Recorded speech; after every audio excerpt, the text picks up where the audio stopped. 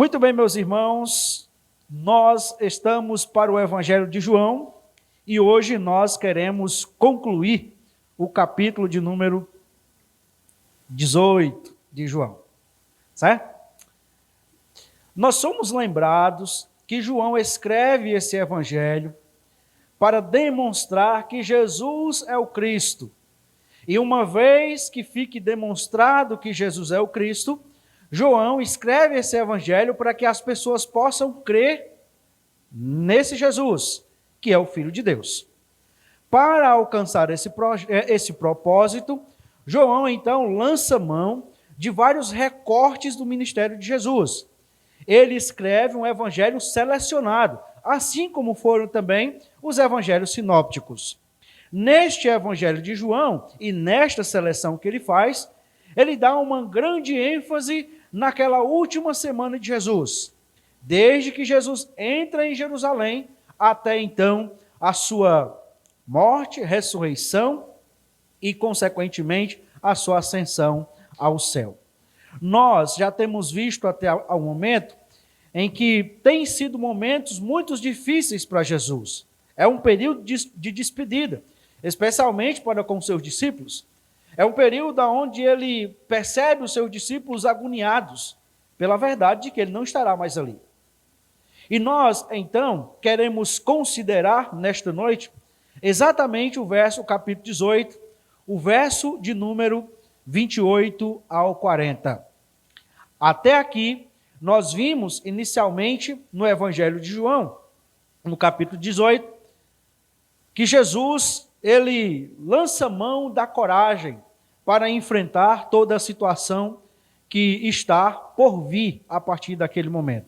Nós vimos inicialmente que diante das circunstâncias difíceis é preciso coragem para fazer a vontade de Deus. E hoje vamos dar continuidade no verso 28. Os irmãos que podem, por favor, fiquem de pé para nós lermos esses poucos versículos registrados em João capítulo 18, verso 28. Depois, levaram Jesus da casa de Caifás para o pretório. Era cedo de manhã. Eles não entraram no pretório para não se contaminar, pois somente assim poderiam comer a Páscoa. Então Pilatos saiu para falar com eles e perguntou: que acusação vocês trazem contra este homem? Eles responderam: se este não fosse malfeitor, não teríamos entregue ao Senhor. Então Pilatos disse: levem-no daqui e julguem-no segundo a lei de vocês. Ao que os judeus responderam: não nos é lícito matar ninguém. Isso aconteceu para que se cumprisse a palavra de Jesus, significando com que tipo de morte estava para morrer. Pilatos entrou novamente no pretório, chamou Jesus e lhe perguntou: você é o rei dos judeus? Jesus respondeu: esta pergunta vem do Senhor mesmo, ou foram outros que lhe falaram a meu respeito? Pilatos respondeu: por acaso sou eu judeu? A sua própria gente e os principais sacerdotes é que o entregaram a mim. Que foi que você fez? Jesus respondeu: o meu reino não é deste mundo. Se o meu reino fosse deste mundo, os meus ministros se empenhariam por mim, para que eu não fosse entregue aos judeus. Mas agora o meu reino não é daqui. Pilatos perguntou: então você é rei? Jesus respondeu: o Senhor está dizendo que eu sou rei. Eu para isso nasci e para isso vim ao mundo, a fim de dar testemunho da verdade. Todo aquele que é da verdade ouve a minha voz. Pilatos perguntou: o que é a verdade? Depois de dizer isso, Pilatos voltou aos judeus e lhes disse: eu não acho nele crime algum, mas é costume entre vocês que eu solte alguém por causa da Páscoa. Vocês querem que eu solte o rei dos judeus? Então todos gritaram novamente: não este, mas Barrabás. Ora, Barrabás era salteador. Senhor Deus, muito obrigado por esta noite que o Senhor nos dá, aonde mais uma vez nós nos aproximamos do Senhor, da Tua palavra, para colher as lições que o Senhor tem para nós. Nos ajude, porque sem o Senhor nós não podemos fazer nada. Tira de nós as distrações, nos faz cativos a Tua palavra. Nós te pedimos em nome de Jesus. Amém. Podeis sentar, meus irmãos. Diante das circunstâncias difíceis, é preciso coragem para fazer a vontade de Deus. Nós já vimos que a coragem é precisa para lidar com a traição por um dos seus discípulos. É preciso para cumprir inteiramente a vontade de Deus. A coragem é necessária ainda para lidar com a injustiça no exercício da vontade de Deus. E vimos então que é preciso coragem para lidar com a negação por um dos seus discípulos.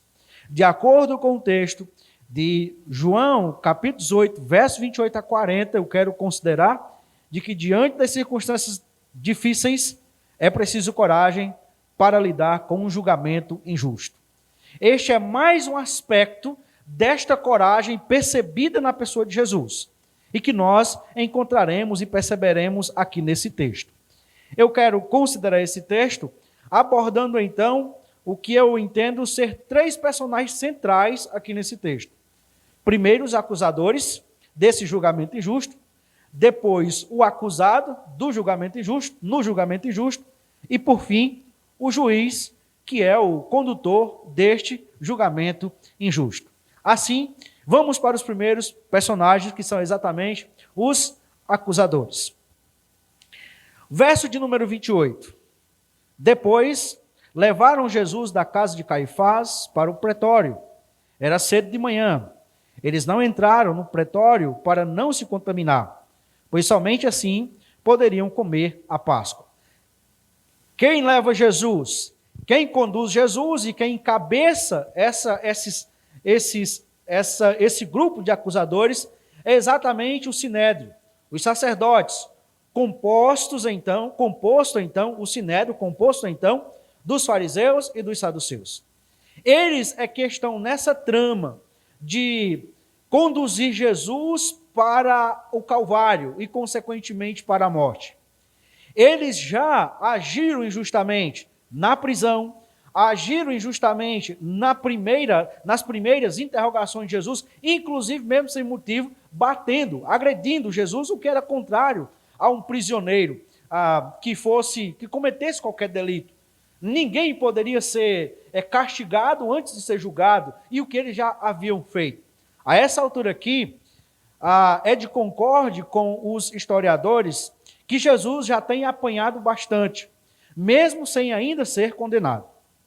Mas quando nós chegamos aqui, nós encontramos eles conduzindo agora para o pretório, aonde estava naquele momento o governador Pilatos. Pilatos, como nós vamos ver daqui a pouco, ele não habitava em Jerusalém. Ele estava em Jerusalém por ocasião da festa da Páscoa. Ele habitava em Cesareia, que era a capital romana, era onde a sede do poder romano, a sede da representação de Roma, estava ali. Mas, em épocas de festa, Pilatos então subia para Jerusalém, e é exatamente o que está acontecendo aqui. O texto diz que era cedo de manhã. Ora, a expressão cedo de manhã é inconclusiva, mas provavelmente, muito possivelmente, isso era bem cedo mesmo. Seria talvez algo que nós encontramos hoje, talvez 5 horas da manhã, entre 5 e 6 horas. Já o dia raiando, literalmente, o sol nascendo, literalmente. E diz o texto, e aqui João começa a caracterizar esses acusadores.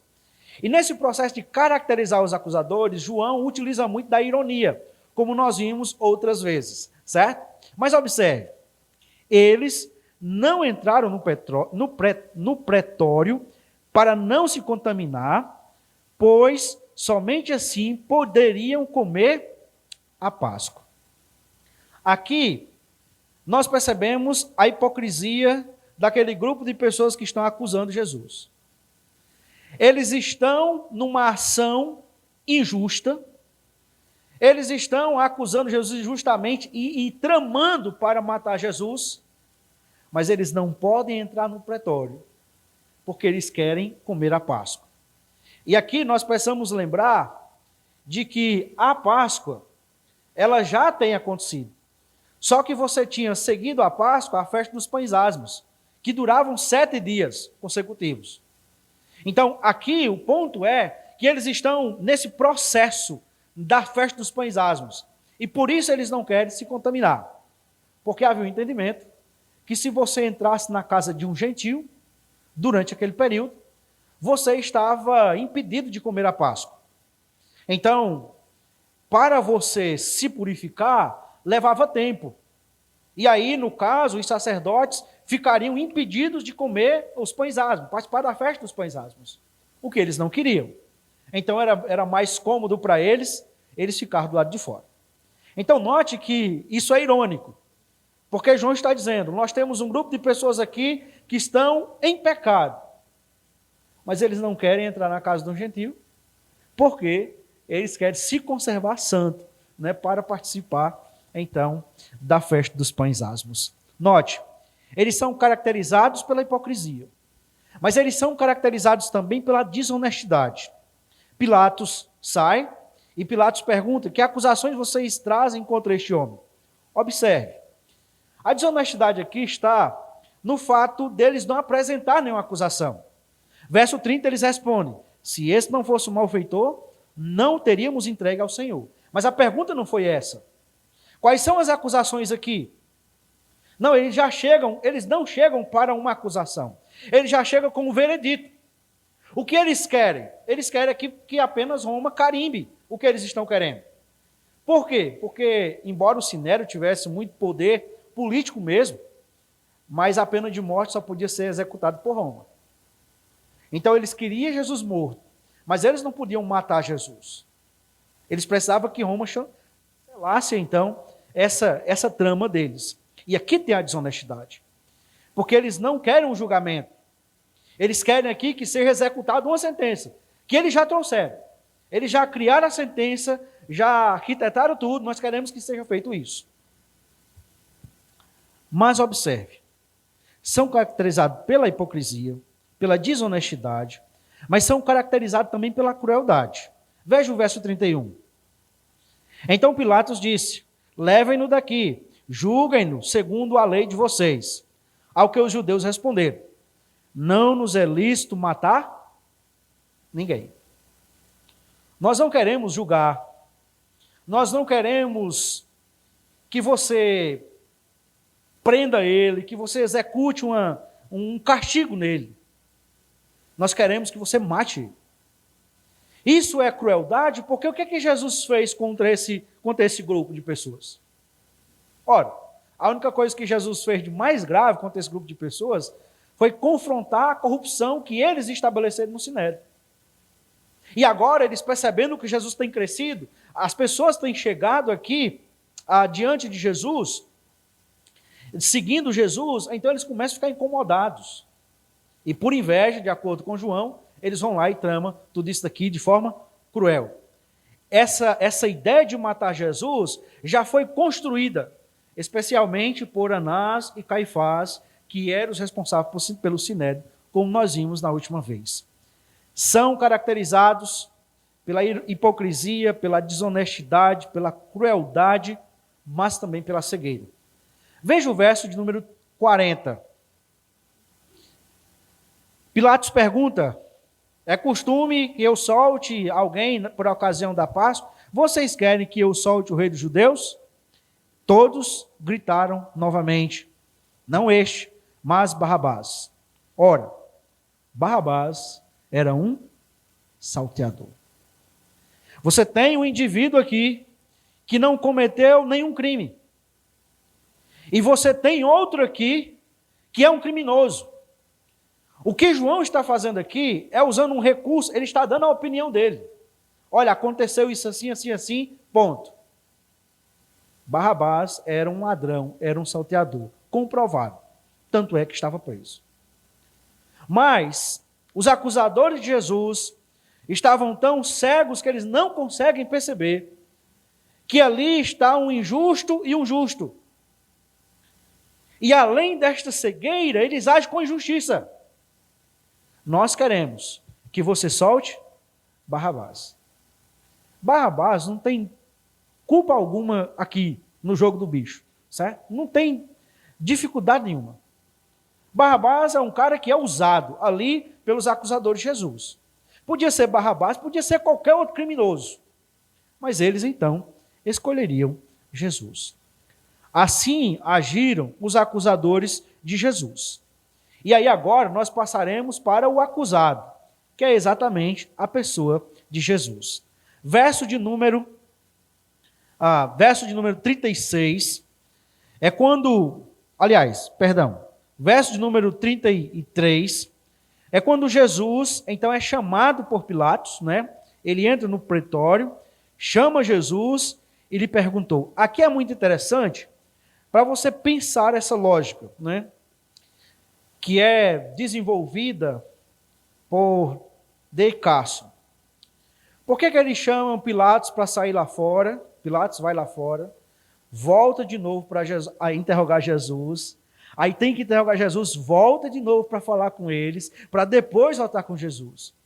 Então, alguns têm chamado a atenção para o fato de que eles querem que Pilatos esteja se movimentando para que ele não possa pensar, raciocinar na coisa de forma quieta, né? Que ele esteja ali alvoroçado de um canto para o outro, para facilitar ainda mais a pressão, como nós iremos ver, que eles colocam sobre, então, Pilatos.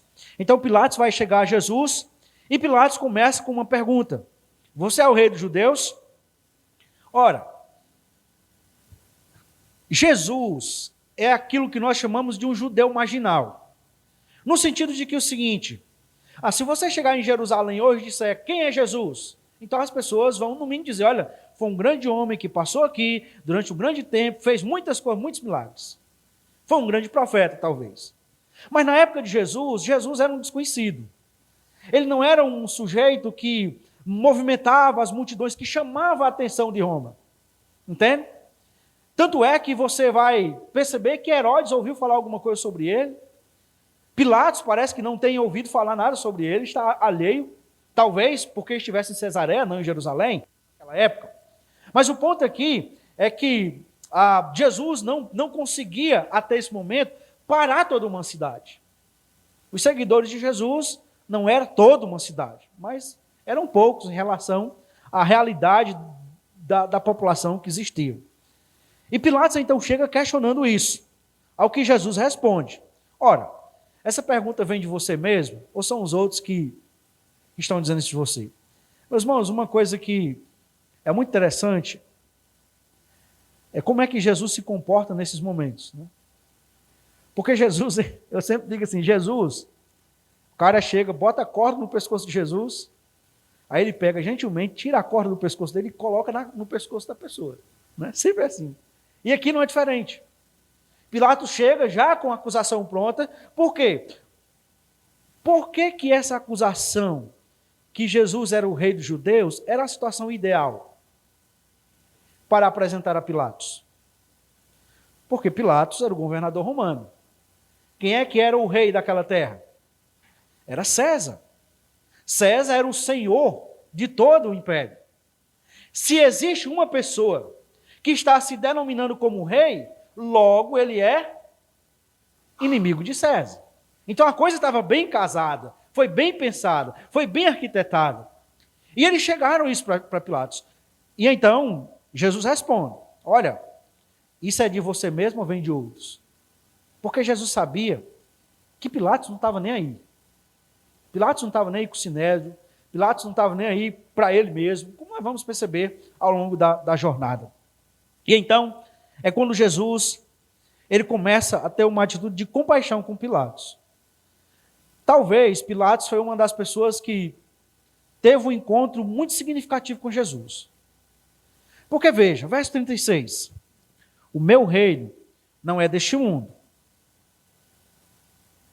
Se o meu reino fosse deste mundo, os meus ministros se empenhariam por mim, para que eu não fosse entregue aos judeus.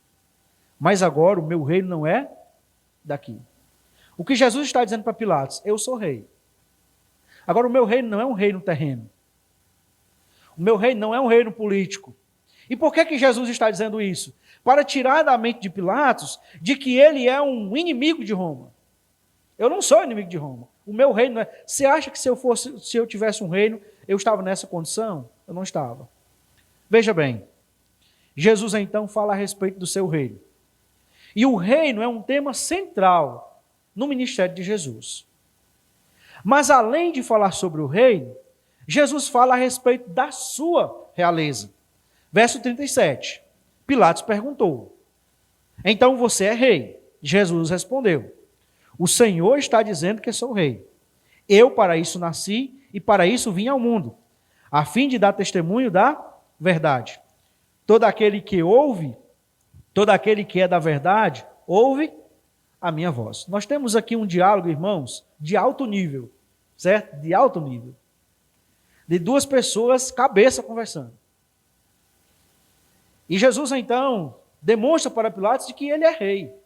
Ele nasceu para isso, ele veio ao mundo para isso. Mas observe que Jesus, mais uma vez, ele confronta Pilatos. Eu vim a esse mundo como rei para dar testemunho da verdade. Todo aquele que ouve a verdade, todo aquele que é da verdade, ouve a minha voz. Simples assim. Pilatos, numa cultura onde você tem grande questionamento sobre o que era a verdade, diz Pilatos, quem é da verdade, ouve a minha voz, porque eu sou o caminho, a verdade e a vida. Jesus já tinha dito isso. Jesus mostra para Pilatos e confronta Pilatos a respeito da verdade. Mas Pilatos, meus irmãos, não está muito interessado, porque veja, o que é a verdade?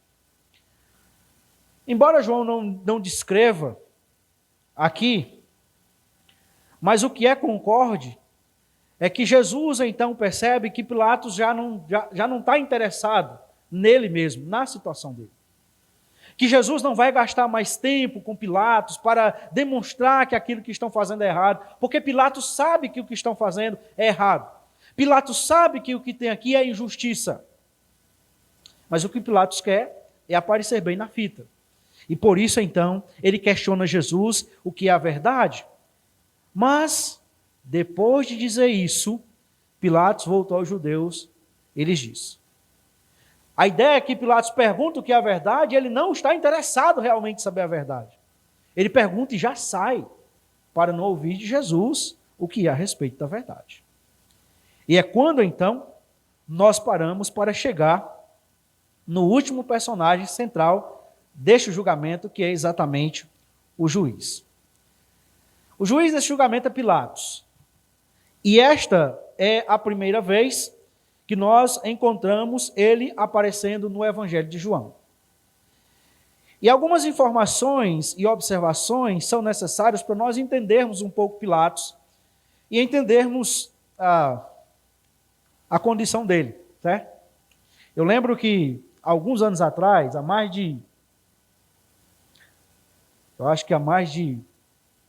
uns 15 anos atrás, eu trouxe um estudo sobre Pilatos, olhando a coisa da perspectiva de Pilatos, e o irmão terminou e disse, eu fiquei com tanta pena de Pilatos que eu estou achando que eu vou encontrar ele no céu, né? Eu digo, então você não vai não, vai ser difícil o negócio, viu?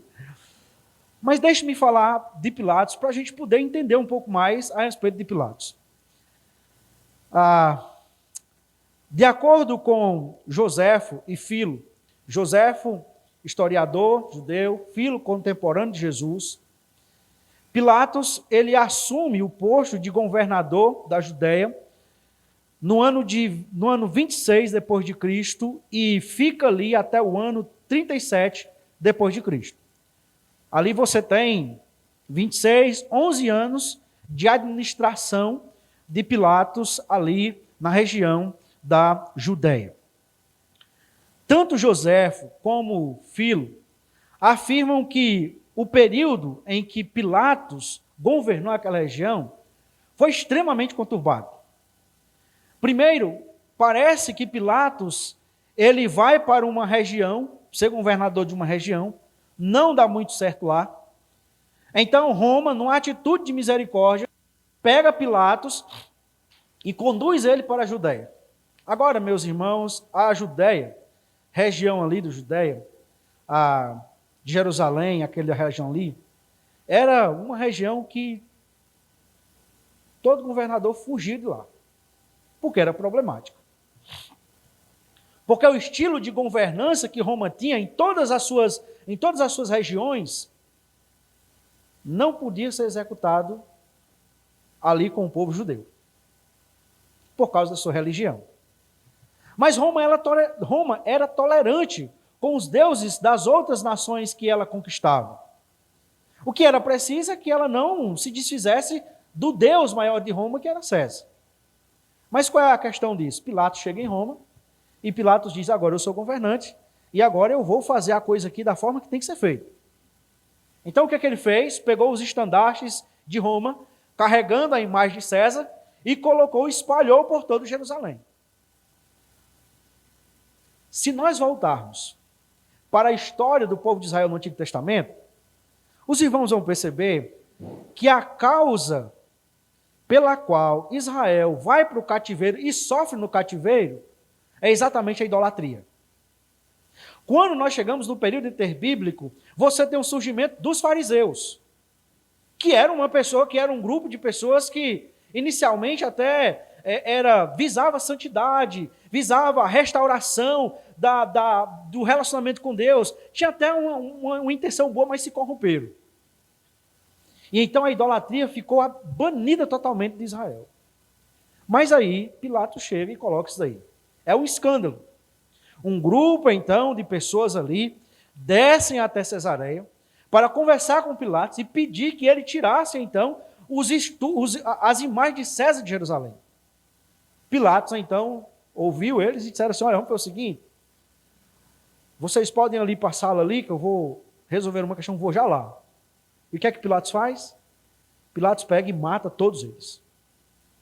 Isso causa uma revolta muito grande, mas Pilatos quer impor a sua vontade e ele vai continuar fazendo isso aqui. Posteriormente, Pilatos, não convencido disso e querendo implantar de todas as formas, ele faz umas espécie de escudos dourados, colocando vários nomes de adoração, de honra a César. E um deles era dizendo que César, que naquela época era Tibério, era divino, era Deus. E ele mandou colocar isso exatamente nos muros do palácio de Herodes, em Jerusalém. Novamente, você tem uma outra revolta.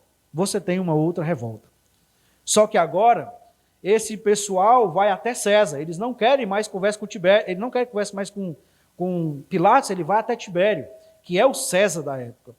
E então, Tibério manda imediatamente Pilatos tirar todos aqueles escudos ali.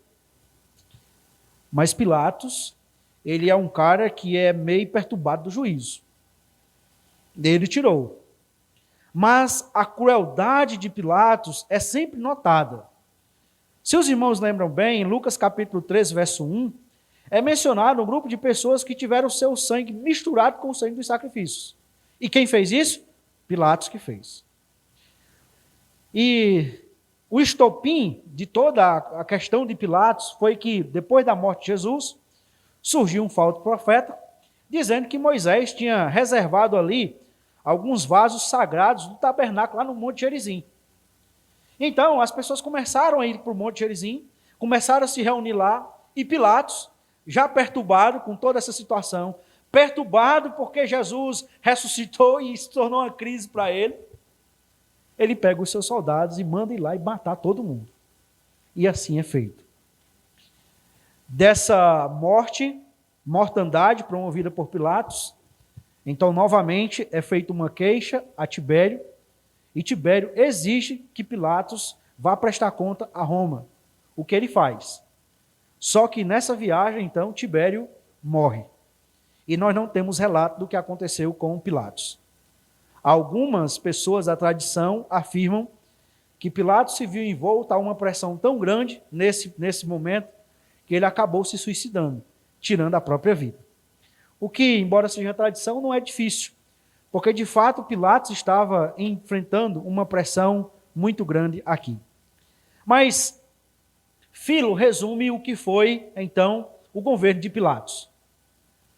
O que Pilatos, nesse momento, mais receava era que os judeus fossem em missão diplomática ao imperador e apresentassem seus atos de corrupção, insolência, seu hábito de insultar pessoas, bem como sua crueldade e seu assassinato contínuo de pessoas não julgadas e condenadas, e de sua desumanidade cruel, sem fim e gratuita.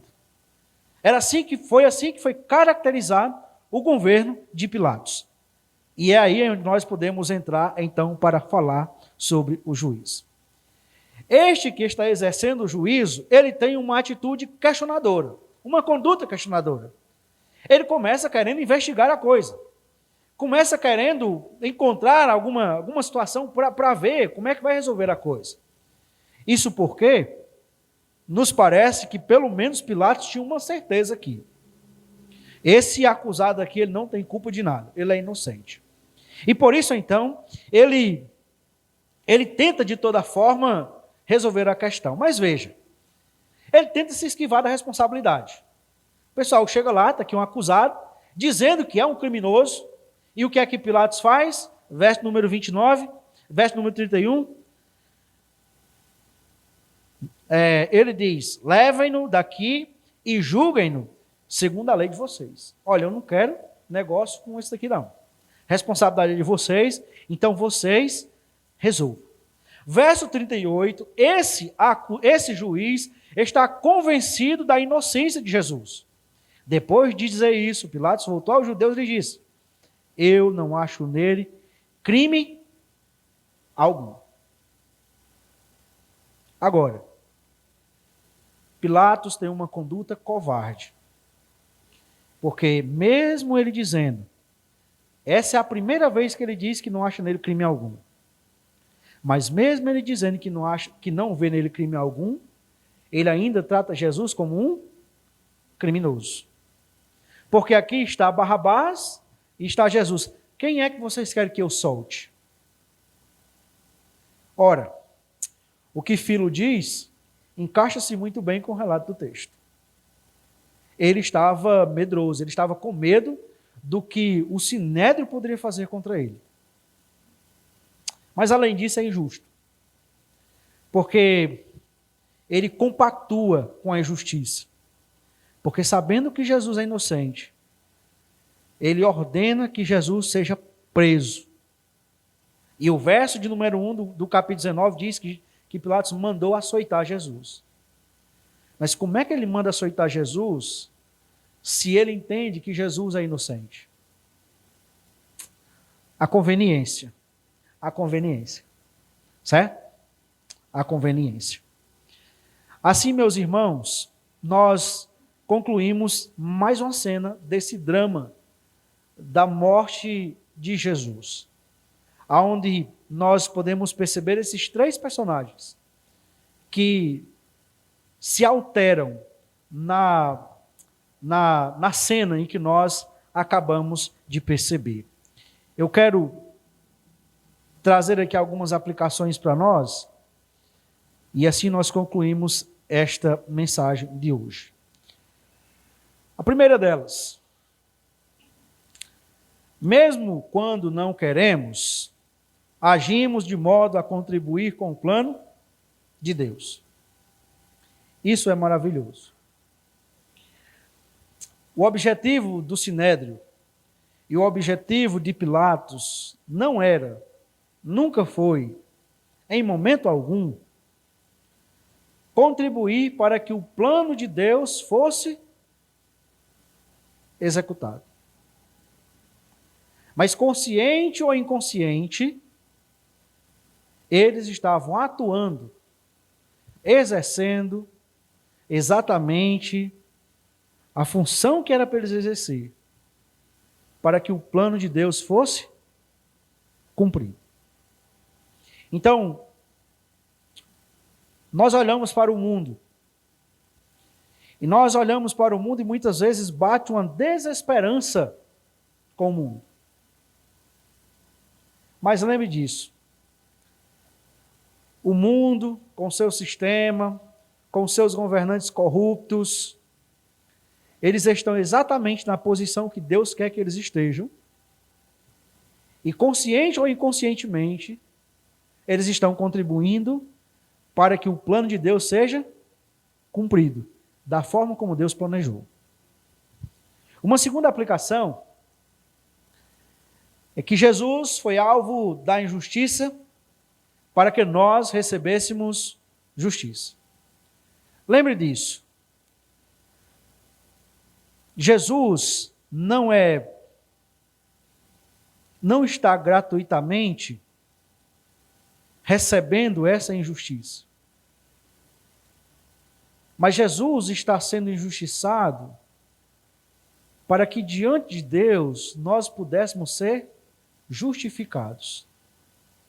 Para que diante de Deus nós pudéssemos ser encontrados sem culpa nenhuma. Uma terceira aplicação.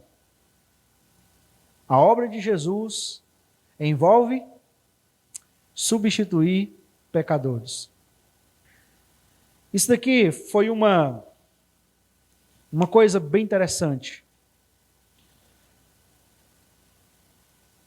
Jesus assume o lugar que era para ser de Barrabás. Ali tem um pecador que é substituído por Jesus. Embora nós não saibamos o que aconteceu com Barrabás, mas nós sabemos que essa ação de Jesus vai muito mais além do que simplesmente Barrabás. Naquela posição ali, Jesus substituiu a mim e a você. Éramos nós que também estávamos condenados. Éramos nós que também estávamos culpados pelos nossos pecados contra Deus. Era nós que não tínhamos condições de pagar pelo crime que nós cometemos. E Jesus, então, de forma voluntária, decidiu assumir o meu lugar e o seu lugar, para que ele recebesse a pena do crime que nós cometemos. Uma última aplicação. Apesar da responsabilidade de Roma e Sinédrio, o que realmente levou Jesus à cruz foi a decisão do Deus Pai de punir seu Filho por todos os pecados daqueles que seriam salvos. Salvos. A Bíblia diz que Deus amou o mundo de tal maneira que deu o seu Filho unigênito para que todo aquele que nele crê não pereça, mas que tenha a vida eterna. Quando nós olhamos para essa cena, nós percebemos que teve a mão do Sinédrio. Nós percebemos que teve a mão de Pilatos, as duas mãos de Pilatos. Mas nós nunca podemos esquecer de que tudo isso faz parte do plano de Deus. Foi Deus que na eternidade decidiu escolher homens e mulheres pecadoras que não tinham condições de pagar pelos seus pecados, que estavam condenados, assim como toda a raça humana.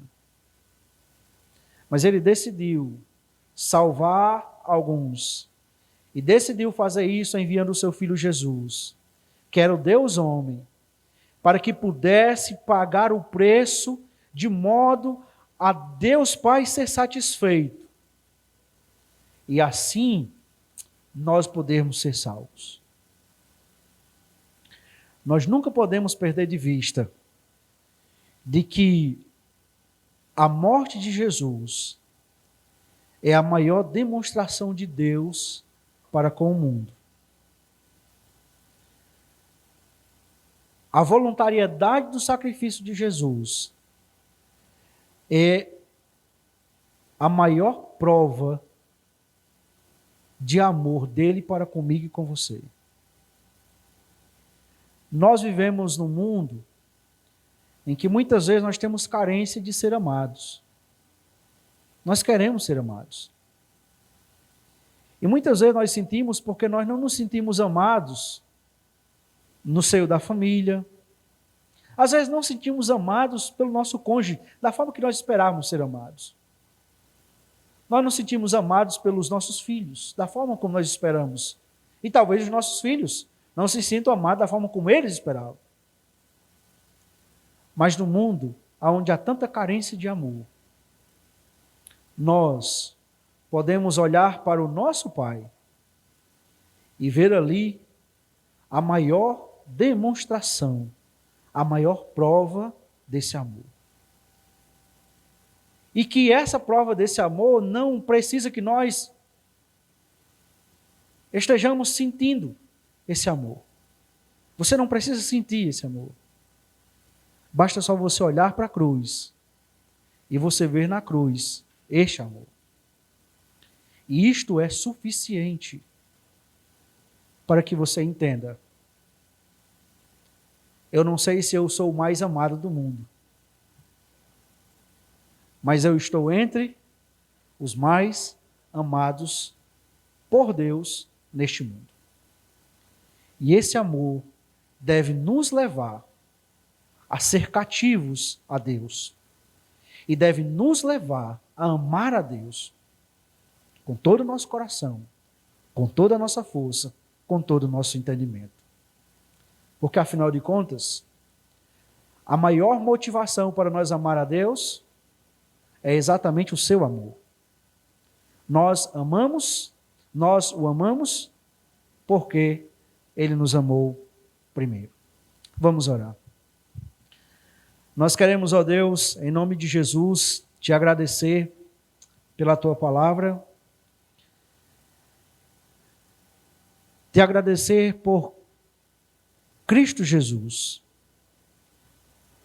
Se não fosse Cristo Jesus, nós não estávamos aqui hoje, podendo desfrutar da alegria da salvação, poder desfrutar do amor do Senhor por nós. Nós te louvamos, ó Deus, porque o Senhor não poupou esforços para nos encontrar. O Senhor, mais do que ninguém, sabe o quanto nós somos imperfeitos, o quanto nós somos devedores por causa dos nossos pecados. E mais do que ninguém, o Senhor sabe que nós somos e estamos impossibilitados de pagar um pecado que seja cometido por nós. Mas nós te louvamos, porque o Senhor decidiu pagar o preço. Nós te louvamos, porque o Senhor não fez conta do alto preço que era preciso pagar. E o Senhor enviou o teu Filho Jesus para que, humilhando-se até a morte de cruz, pudesse pagar o preço pelos meus pecados e pelo pecado de tantos irmãos que estão aqui esta noite. Nós te louvamos. Nós não temos outra coisa a fazer em retribuição ao Senhor, a não ser entregar as nossas vidas a Ti. E fazer disso o sentido maior de nós vivermos. Nós te agradecemos. E não tem palavras suficientes para nós expressarmos tamanha gratidão por tamanho amor, por tamanho sacrifício, diante da nossa tamanha indignidade. Nós te louvamos e te bendizemos. E te agradecemos porque o teu plano envolve tantas outras pessoas ainda, que ainda irão provar e desfrutar desse amor. E eu peço que o Senhor nos faça instrumentos usados por Ti, para que outras pessoas possam desfrutar de tão grande amor com o qual o Senhor nos amou. Em nome de Jesus, nós oramos ao Senhor. Amém. Após o pós-lúdio, e uma oração silenciosa, está encerrado esse culto. Uma boa noite, uma boa semana e que Deus graciosamente vos abençoe.